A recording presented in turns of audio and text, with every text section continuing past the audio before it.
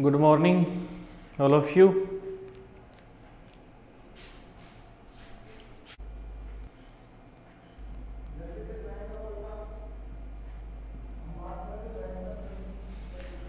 Last topic क्या पढ़ा रहा था मैं?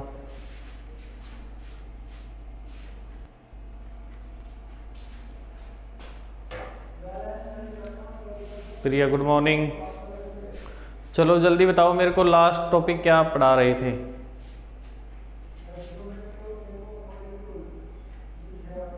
Virendra good morning.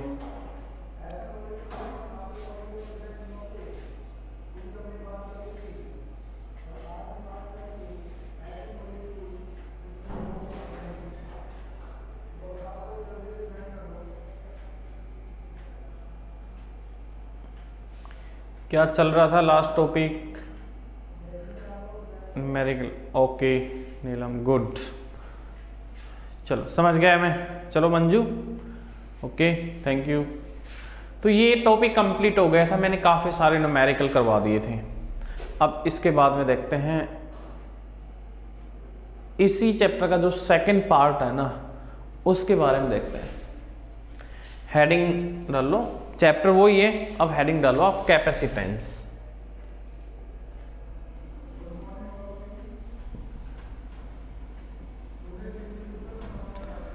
Capacitance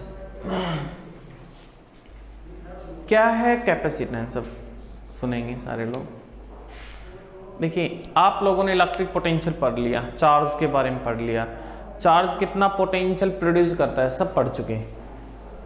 but आपने कभी ऐसा सोचा है कि ये जो चार्ज पढ़ रहे हैं, इस इलेक्ट्रिक चार्ज को स्टोर करना है, तो इसका क्या प्रोसेस हो सकता है चार्ज को स्टोर करने का? ठीक है, तो चार्ज को स्टोर करने का क्या प्रोसेस है?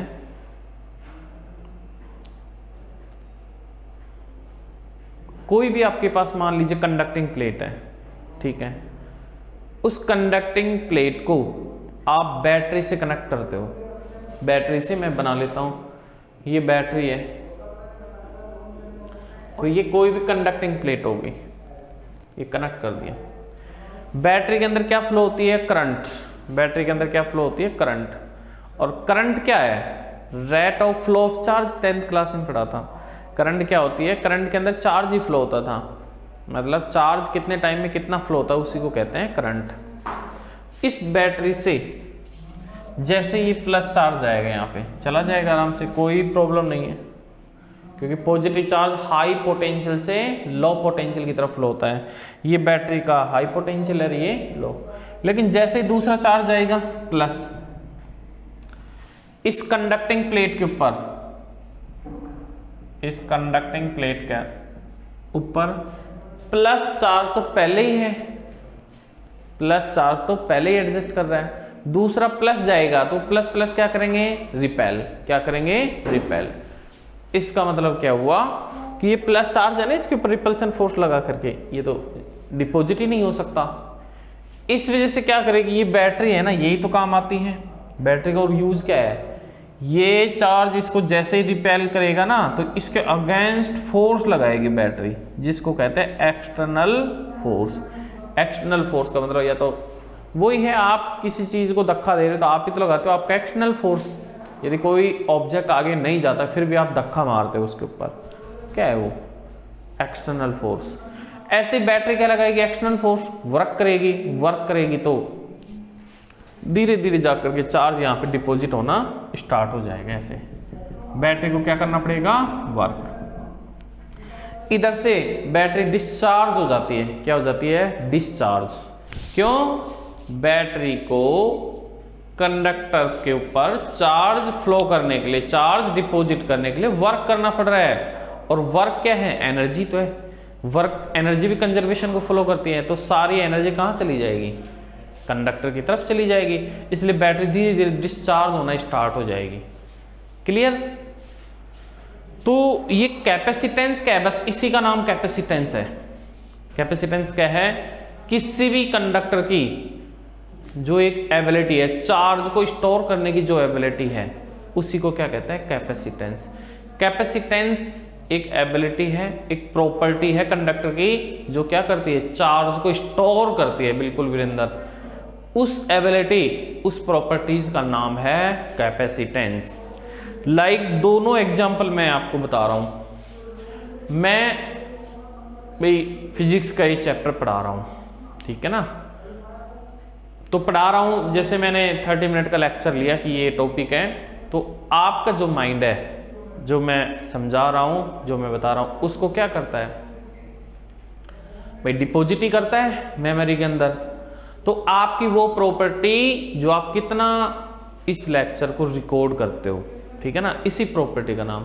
या आपके पास कोई भी एक बोतल है पानी की बोतल है ना, तो उसके अंदर वो बोतल की जो पानी की कैपेसिटी है ना, कि बोतल कितना पानी स्टोर करती है, वो उस बोतल की क्या है, पानी स्टोर करने की कैपेसिटी है या कैपेसिटेंस है। तो मतलब किसी चीज को स्टोर करने की एबिलिटी। तो इलेक्ट्रिक चार्ज के लिए क्या कहते हैं, कोई भी कंडक्टर स्टोर करता है, हालांकि इंसुलेटर भी करता है, लेकिन स्टोरेज काफी अच्छा है कंडक्टर। तो किसी भी कंडक्टर की चार्ज को स्टोर करने की एबिलिटी को क्या कहते हैं, कैपेसिटेंस। तो मैं डेफिनेशन लिखवा देता हूं।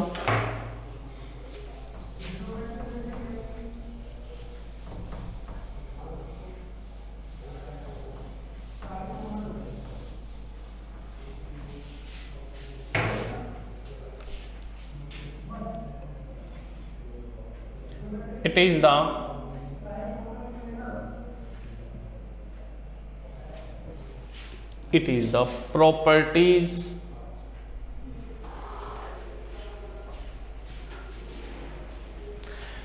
the properties of conductor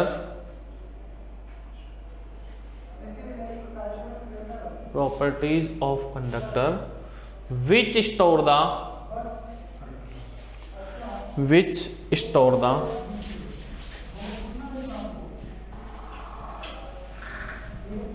electric charge,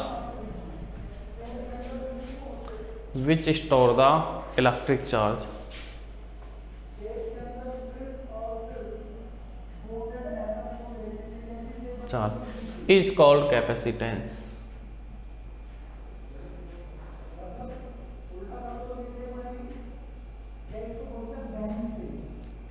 और कैपेसिटेंस को किससे डिनोट करते हैं, सी से। कैपेसिटेंस को किससे डिनोट करते हैं, सी से। अब देखिए, ये भी आपने देखा था, V इज इक्वल टू क्या होता है, K Q upon R. V proportional क्या होता है, Q। भी किसी भी कंडक्टर के ऊपर पढ़ चुके आप, किसी भी कंडक्टर पर जैसे जैसे चार्ज इंक्रीज होगा तो पोटेंशियल भी क्या होता जाएगा, इंक्रीज। किसी कंडक्टर के ऊपर चार्ज कम है तो पोटेंशियल भी क्या है वहां का, कम होगा। तो चार्ज है, सॉरी पोटेंशियल है, पोटेंशियल चार्ज के डायरेक्टली प्रोपोर्शनल होता है। देखिए पोटेंशियल किसके डायरेक्टली प्रोपोर्शनल होता है, चार्ज। अब एक पॉइंट और मैं यहां पे क्लियर कर देता हूं, आपको बताना है कि पोटेंशियल से चार्ज प्रोड्यूस होता है या चार्ज के कारण पोटेंशियल प्रोड्यूस होता है, ये बताना है आपको। चार्ज से पोटेंशियल प्रोड्यूस होता है या पोटेंशियल से चार्ज प्रोड्यूस होता है, बताना है आपको। पोटेंशियल, बिल्कुल टू चार्ज, गुड। चार्ज से पोटेंशियल, काफी अच्छा आंसर, बिल्कुल। अरे पोटेंशियल कुछ है ही नहीं जब आपके पास चार्ज नहीं है ना, पोटेंशियल का कोई एग्जिस्टेंस नहीं है। पोटेंशियल की बात तब होगी जब आपके पास चार्ज है। इसका मतलब बिल्कुल काफी बच्चों का अबाउटली गुड आंसर है। चार्ज के कारण पोटेंशियल प्रोड्यूस होती है, किसके कारण, चार्ज के कारण पोटेंशियल प्रोड्यूस होती है। तो ये कहीं गलती मत कर देना, क्योंकि चार्ज आपके पास नहीं है तो पोटेंशियल जीरो। ओके, इसलिए मैं ये कह रहा हूं चार्ज है पोटेंशियल के डायरेक्टली प्रोपोर्शनल। फिर मैं इस प्रोपोर्शनल के साइन को हटाने के लिए कांस्टेंट ले रहा हूं C, और इस C को क्या कहते हैं, कैपेसिटेंस। C एक कांस्टेंट है, इस कांस्टेंट का नाम ही क्या है, कैपेसिटेंस। लिख लीजिए। अब आप क्या करते थे, 10th क्लास में पढ़ा था ना आपने, अच्छा 10th क्लास में क्या पढ़ा था, V प्रोपोर्शनल I, फिर V इक्वल टू क्या करते थे आप, I R। तो ये R था ना, ये भी तो एक कांस्टेंट ही था जिसका नेम क्या है, रेजिस्टेंस, जिसका क्या नेम है, रेजिस्टेंस। कर लो, इसको नोट कर लो। ये तो 10th क्लास में था आपको।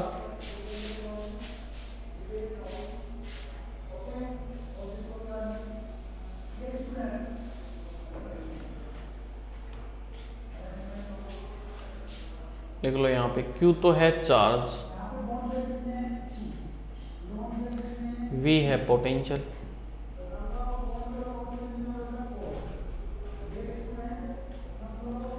C है कैपेसिटेंस,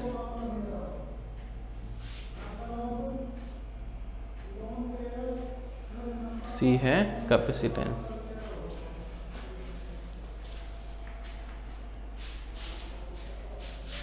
और कैपेसिटेंस एक स्केलर क्वांटिटी है, क्या, स्केलर, कैपेसिटेंस एक स्केलर क्वांटिटी है। ऐसा यूनिट क्या है इसकी, फैरड, ऐसा यूनिट क्या है इसकी, फैरड। लिख लो फैरड। अब कुछ ये यूनिट्स हैं,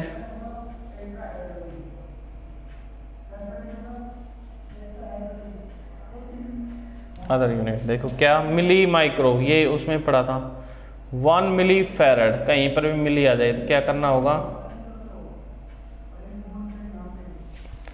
1 माइक्रो फैरड,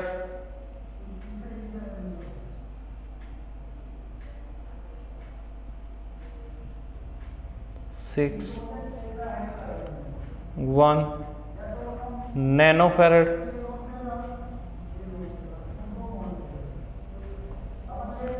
और 1 पिको फैरड।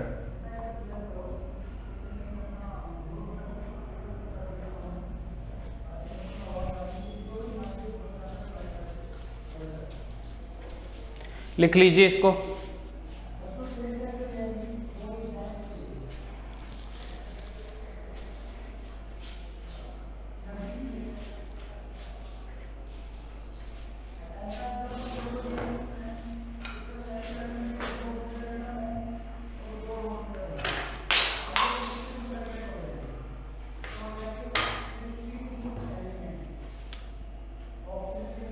नेक्स्ट देखते हैं,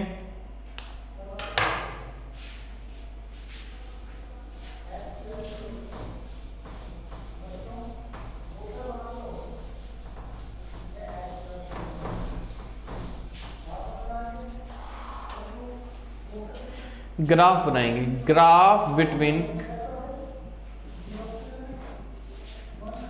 V and Q, V and Q। भी पता है आपको C इक्वल टू क्या है, Q अपॉन V।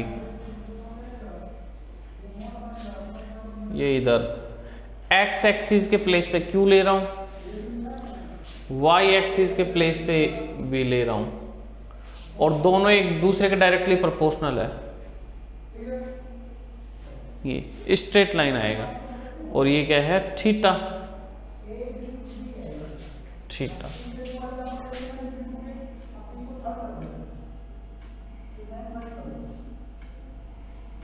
ये Q, सॉरी ये Q और ये V। अब इस ग्राफ के क्वेश्चन कैसे आते हैं, देखिए ट्राइंगल बना लिया, तो ये थीटा है तो ये भी थीटा है, tan थीटा। tan थीटा का फॉर्मूला क्या है, base upon, sorry perpendicular upon base. Perpendicular कौन है, उल्टा बना दिया, इधर V ले और इधर ले लो Q।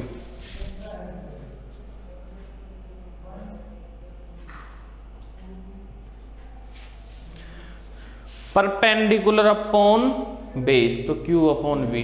फिजिक्स में ये फॉर्मूला Q अपॉन V किसके इक्वल है, C के इक्वल, कैपेसिटेंस के इक्वल। इसका मतलब ये हुआ, जब आपको Q और V के अंदर ग्राफ गिवन है Q और V के बिटवीन ग्राफ गिवन है। तो स्ट्रेट लाइन आएगा और उसका tan थीटा है ना, एंगल बेस के साथ है। देखो बेस कोण अपॉन में V, तो बेस के साथ एंगल होता है ना, तो वो किसके इक्वल हो जाएगा, C के इक्वल हो जाएगा। तो ऐसे क्वेश्चन आते हैं, ग्राफ के क्वेश्चन आते हैं। नोट कर लो इसको, मैं क्वेश्चन दे रहा हूं इसके।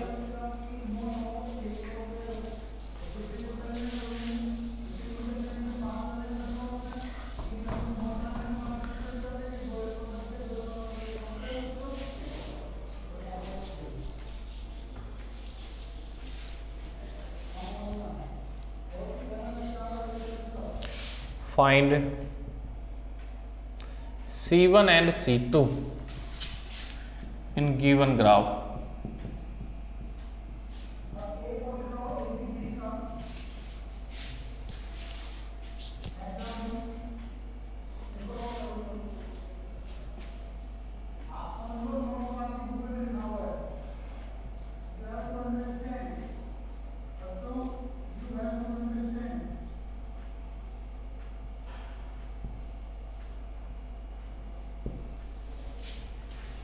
फर्स्ट क्वेश्चन तो ये है।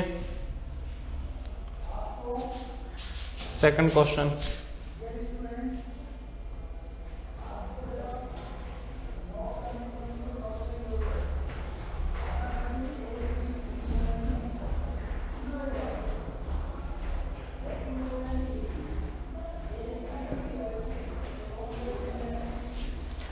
बनाइए। इनमें C1 C2 की वैल्यू बताइए ग्राफ को देख करके, जल्दी बताओ।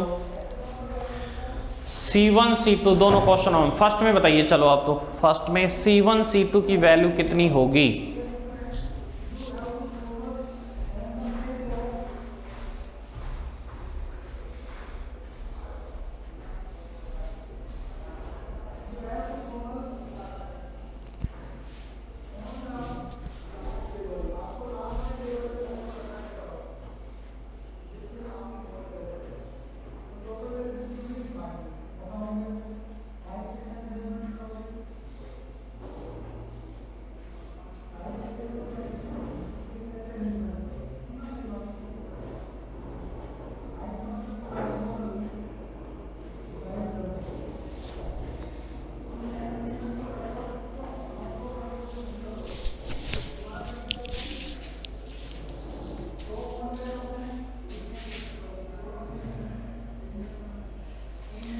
C1 इज इक्वल टू, बिल्कुल काफी बच्चों का सही है। देखिए C1 V के साथ कितना ग्राफ बना रहा है, C1 V के साथ कितना बना रहा है 60 degree.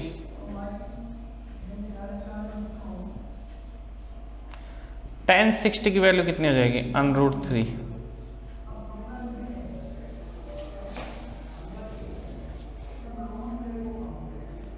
C2 is equal to tan 30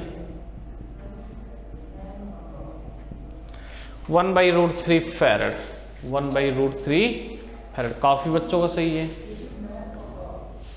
इसमें देखिए सेकंड क्वेश्चन में देखिए मैंने ये कब कहा था tan थीटा की इक्वल होगा, जब ग्राफ के अंदर एंगल कहां से हो, V से। कहां से हो, V, क्योंकि V यहां पे क्या है, बेस। गुड, V क्या है यहाँ पे, बेस। तो इधर से 45 पे पता है, तो इधर से कितना रहेगा 45 ही रहेगा। tan 45 1 farad. और C2 इज इक्वल टू इधर से 60 है, तो इधर से कितना हो जाएगा 30, tan 30 कितनी आ जाएगी 1/√3 फैरड। गुड नेहा,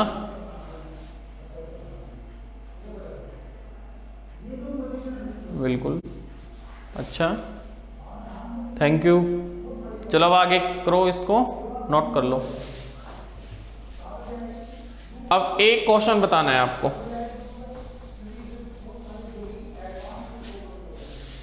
ये क्वेश्चन बताना है आपको। देखो चार्ज है ना, पहले Q था लेकिन मैंने डबल कर दिया। चार्ज क्या कर दिया मैंने, डबल। ध्यान से सुनिए क्वेश्चन को, ये क्वेश्चन भी आता है। चार्ज पहले Q था, डबल हो गया 2Q। तो पहले कैपेसिटेंस C था, अब कैपेसिटेंस C1 कितना हो जाएगा? चार्ज को डबल करने पर कैपेसिटेंस कितना हो जाएगा बताइए जल्दी आंसर। चार्ज को डबल करने पर कैपेसिटेंस की वैल्यू कितनी हो जाएगी? जल्दी बताओ नीलम आंसर। चार्ज पहले Q था, डबल कर दिया 2Q, तो कितना हो जाएगा कैपेसिटेंस? डबल। डबल बताइए जल्दी। 2C। भाई और लोगों के आंसर नहीं आ रहे हैं, जल्दी बताओ। 2C। चार्ज को डबल करने पर कैपेसिटेंस कितना हो जाएगा?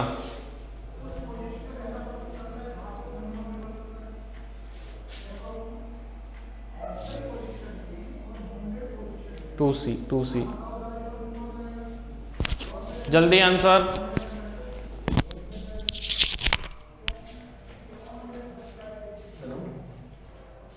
हेलो हाँ भाई, हाँ जी सर, हाँ जी सर।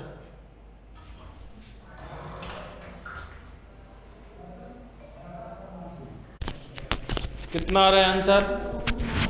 भाई गलत। अरे चार्ज को डबल करेंगे, अभी बताया था, आप ही बता रहे थे, चार्ज के कारण V प्रोड्यूस होता है। चार्ज डबल होगा तो V भी क्या हो जाएगा? डबल। देखिए C का फॉर्मूला क्या है? चलो इधर लिख देता हूं मैं।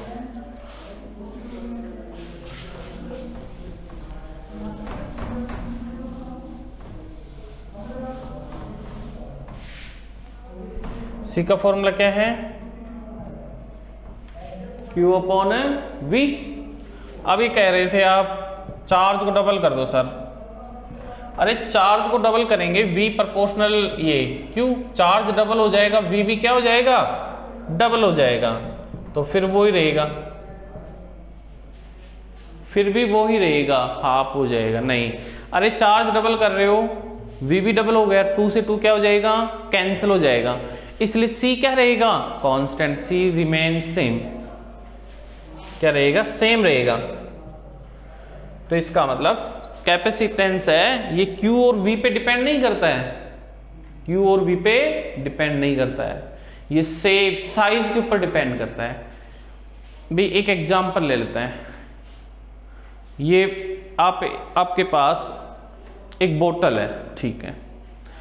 इस बोतल की जो पानी को स्टोर करने की, ये लगभग 1 लीटर की है, 1 लीटर है आपके पास, मतलब इसकी कैपेसिटेंस कितनी है, कैपेसिटी कितनी है बोतल की? 1 लीटर की। ये 1 लीटर पानी को क्या कर सकते हैं? स्टोर कर सकती है।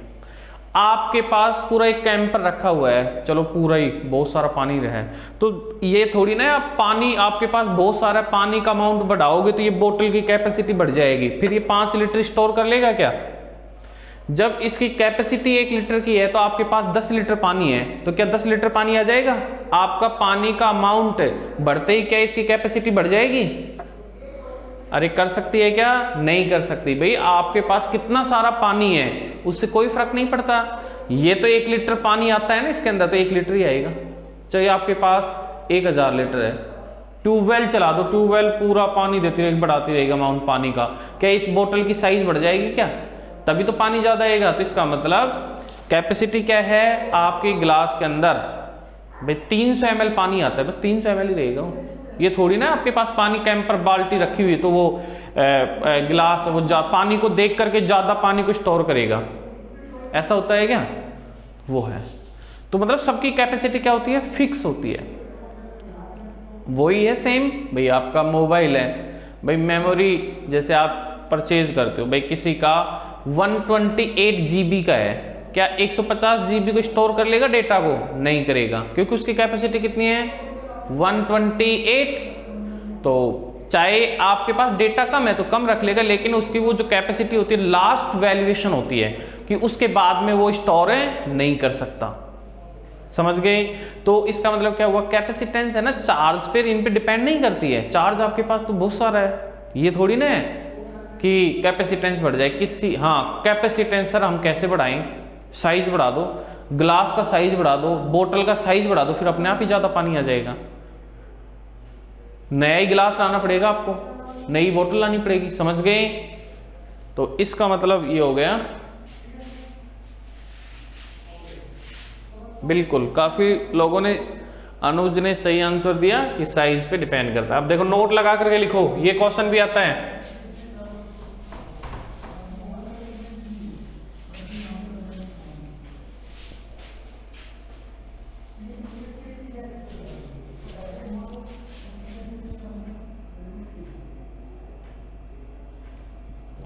नोट लगाइए। Capacitance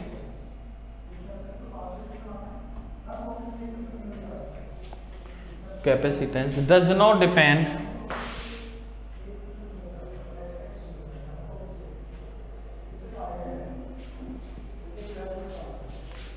on charge and potential.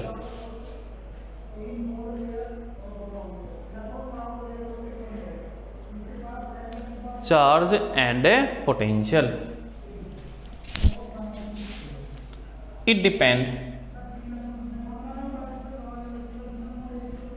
It depend on size, medium and nature of conductor.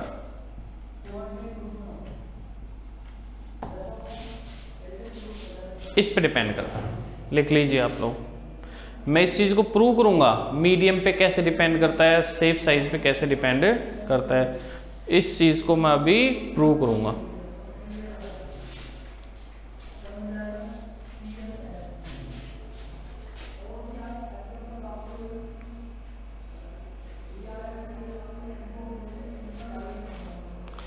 चलो नेक्स्ट देखते हैं कैसे।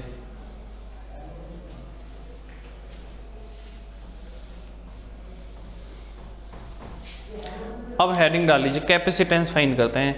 आपको स्पेरिकल सेल पढ़ाया था, स्पेरिकल सेल के कारण इलेक्ट्रिक फील्ड फाइंड किए, पोटेंशियल फाइंड किया था लास्ट रिजल्ट में। तो हेडिंग डाल लीजिए आप लोग,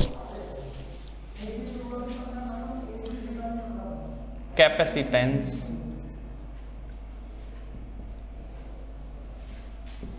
of spherical shell.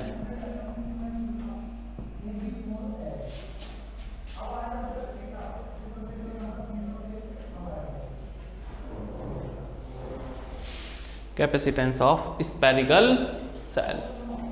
Spherical shell की क्या कैपेसिटेंस आएगी?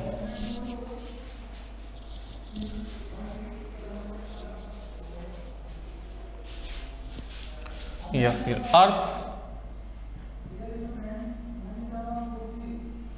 अर्थ की शेप स्पेरिकल की तरह ही होती है।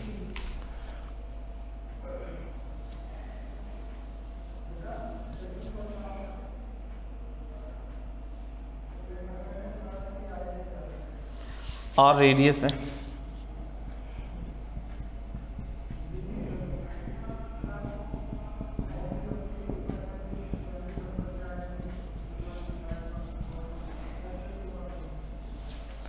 क्यू चार्ज है।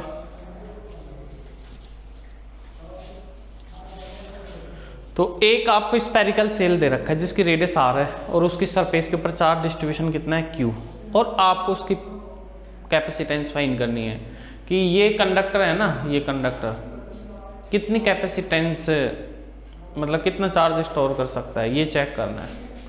तो वही क्या लगाएंगे, देखो capacitance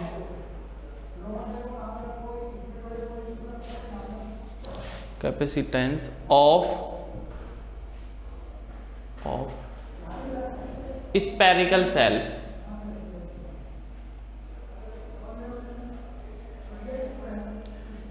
C is equal to Q upon V। C is equal to Q upon V। अब V चाहिए यहां रखने के लिए, V क्या है? Potential. Potential due to spherical cell.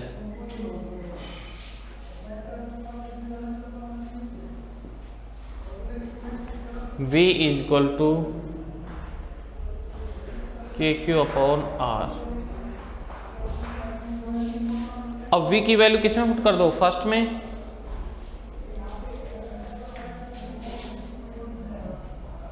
put the value of v in equation first,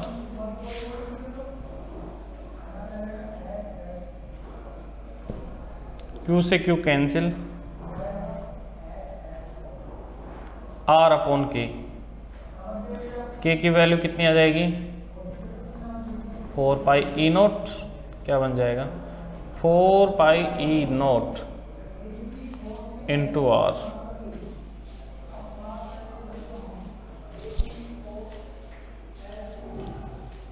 तो ये रिजल्ट था, बना लीजिए इस रिजल्ट को।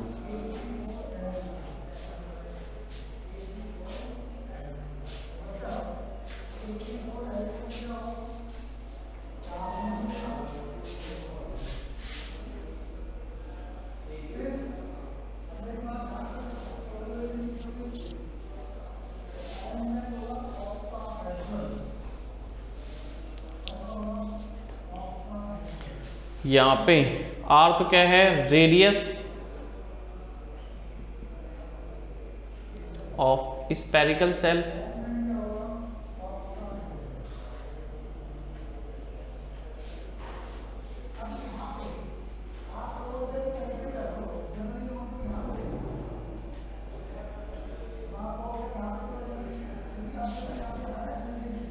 -12 है।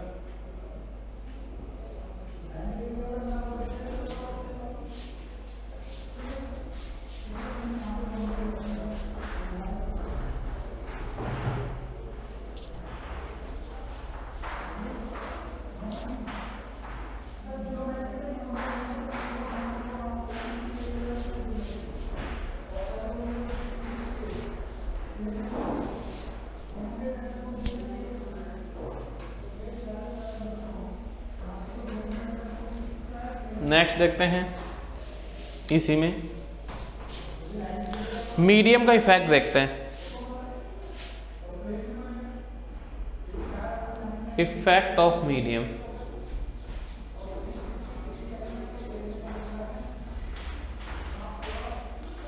C is equal to 4 pi, जहां पर भी ई नोट आ रहा है वहां पे डाइलेक्ट्रिक से और मल्टीप्लाई कर दो।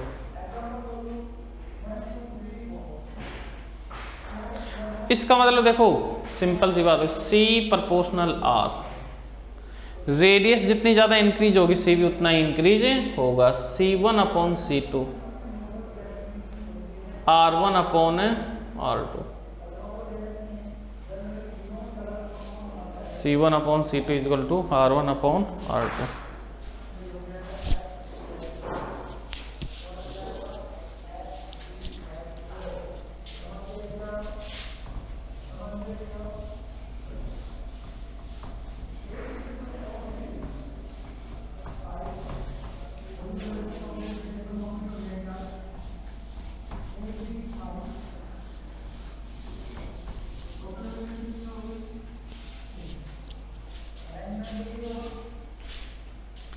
अब ये आ रहा है, m लगा दीजिए यहाँ पे, Cm is equal to 4 pi E naught into R. ये डाइलेक्ट्रिक को थोड़ा इधर लिख लो। ये क्या है, एयर के कारण पहले जब मीडियम के बारे में कुछ नहीं कहा जाता है, मीडियम के बारे में कुछ नहीं कहा जाता है तो आपको क्या कंसीडर करना है भाई। एक तो है ना, सारे लोग चेयर पे बैठ के पढ़ेंगे, ठीक है, सारे लोग चेयर पे बैठ के पढ़ना है, ऐसे नहीं पढ़ना है।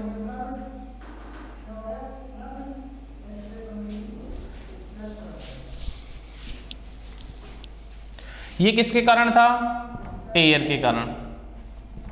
ये लो, जब कोई मीडियम कंसीडर नहीं होता, एयर या वैक्यूम मान लिया करो आप लोग। तो सी ए capacitance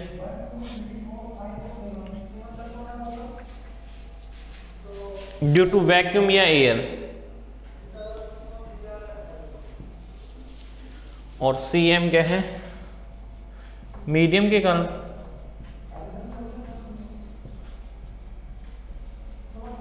due to medium,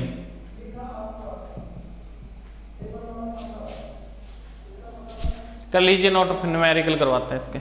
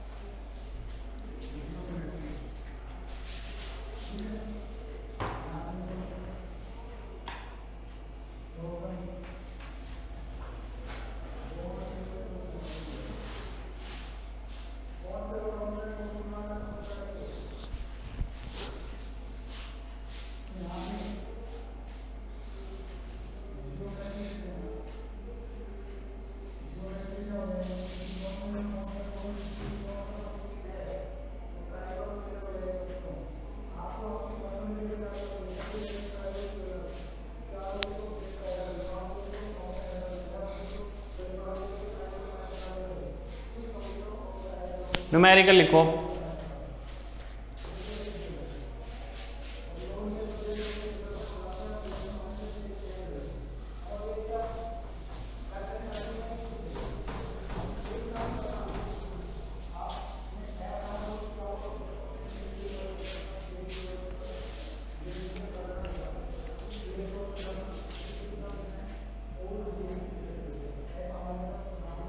ratio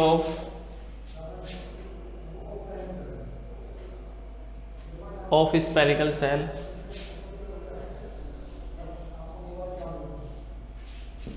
three by two. Find ratio of capacitance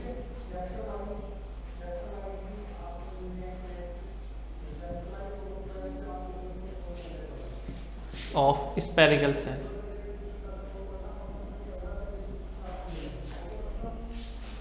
find कीजिए।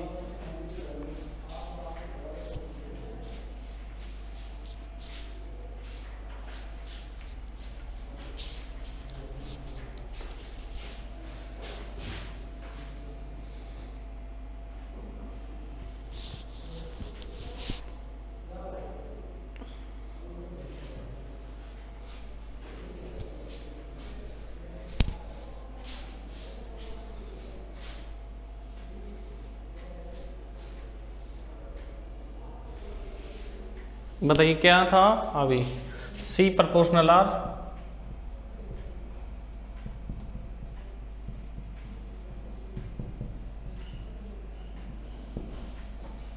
Three by two. तो ठीक है, इनको रिपीट करते रहिए। Thank you.